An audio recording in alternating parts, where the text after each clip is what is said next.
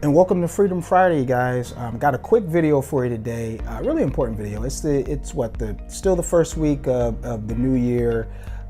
So if you haven't, really set your goals in motion, you still have plenty of time. You still, have the rest of the year to get that accomplished. But of course, you want to do it sooner rather than later.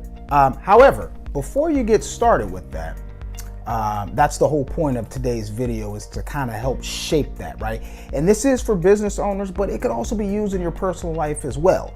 Okay, so how many of you out there have seen the movie Moneyball, starring Brad Pitt and Jonah Hill? Well, if you haven't seen it, it's a really great movie. Now, I know it's a baseball movie. I'm not really into baseball either, but it's more than just baseball with this movie, right?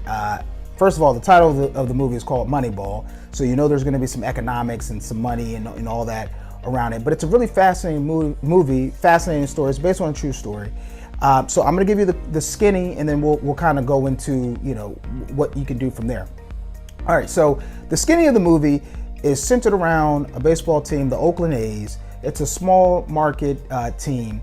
The year before, they won 100 games, went to the playoffs. But the following year, they lost 3 of their major stars to bigger markets. They went after the money, okay? So the general manager, who's played by Brad Pitt in the movie, had a dilemma, right? He's got to replace these guys, and he didn't know where to start to replace. He, tried to do some trades, tried to do some deals, but it just wasn't panning out. So he ran across Jonah Hill's character, who later became his assistant in the movie. And Jonah was a very smart guy, graduated in economics, read this book on this gentleman that came up with this idea that you can really get baseball down to a sweet science, right? So Jonah's character came up with the idea of how to get the Oakland A's back to winning, or let me say, get them to craft a team on a budget, mind you. Remember, this is the whole premise behind the movie, is they got to sign players that can help them win games on a budget. So Jonah's character came up with this algorithm of drilling down to what was the most important single metric to get into the playoffs, right? So obviously you got to win games, you got to score runs, and the ultimate goal is to win a championship, but first you got to get to the playoffs, right?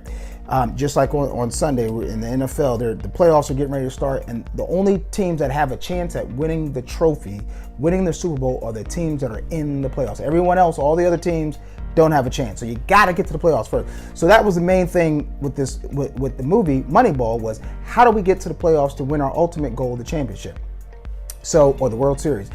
So they were able to drill down to one single metric that if they could track this metric, they had a really good shot at winning games and getting to the playoffs.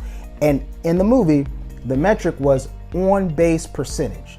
So in baseball, obviously, you have a pitcher and you have a batter. And the batter's trying to get on base. Regardless of how the batter gets on base, whether that's hitting a home run, hitting a grand slam, hitting a single, getting walked, or getting hit by a pitch, their number one goal is to get on base. And that's what this movie was able to figure out, was, okay, everybody's after, players that hit home runs, or pitchers who throw no-hitters and win 20 games a season.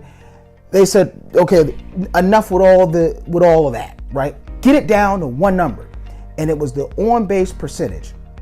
And once they were able to filter by that one metric, they were able to see the top, 20, 30 baseball players that had a really high on-base percentage, regardless of if they hit a home run or not. That was irrelevant. Did they get on base?